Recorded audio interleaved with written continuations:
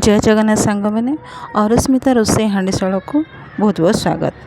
तो ये मुझे छोले करनी कैसे जमती कि बड़ा चना तरकारी रेसिपी नहीं के आसी। तो ये मो गैस रे कड़े बसई नहीं से तेल 3 ରୁ 4 ଚାମଚ ମୁଁ ଦେଇଛି। से गरम हो गला पर आमे 2टा पियाज मु काटी मीडियम साइज पियाज ताकू मुझे ब्राउन होगा पर्यंत ताकू मु भल भाव में भाजी नेबी।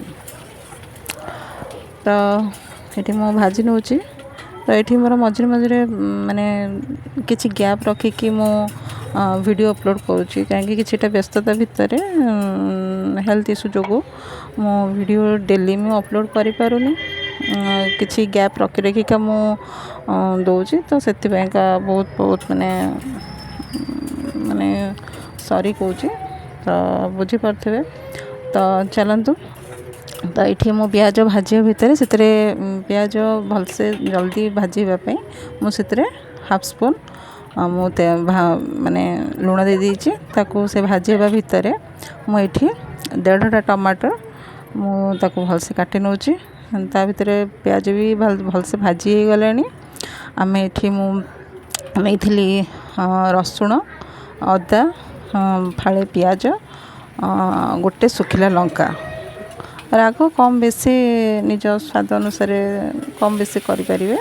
ये मु गोटे लंका नहीं सुखिला लंका तो तार गोटे पेस्ट कर से पेस्ट को से पकईकि भल भाव मीडियम फ्लेम रे ताकू भल भाव मु कषि नौची।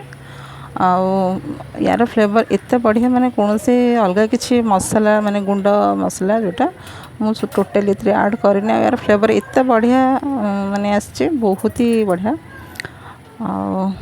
से सब मसला कषाइबा भितर आम मसला जो पेस्ट करथिले ना से पेस्ट मसला जार अल्प टिके पानी देकी से भल भाव गोली नहीं कि से पानी को आम से पकईकि भल भाव गोले नवा।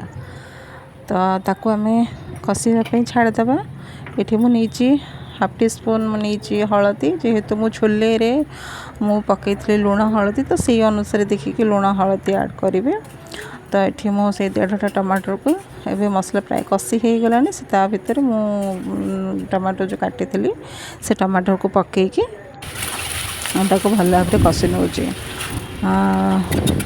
मसला तेल अलग हो सारा तो छोले जो सीझे से छोले से पकईकि भल भाव गोल नहीं मुझे बड़ साइज मो आलू नहीं सीझे तो से आलू को मुझे हाथ में ही मैश करके पकईकि भल भाव कषि नाला पानी दे दे फुटाइवाई मुझे कभर कर फुटी जाइए प्राय हो गला। तो ये मु कस्तूरी मेथी मु 2 चामच नहीं से पकई देकर गोले देवी किसी सेकेंड मुझे फुटाइवाई छाड़देवी तापर मुझे ओल्हेदेवी प्राय हो गला। तो आम सर्विंग बाउल काढ़दबा।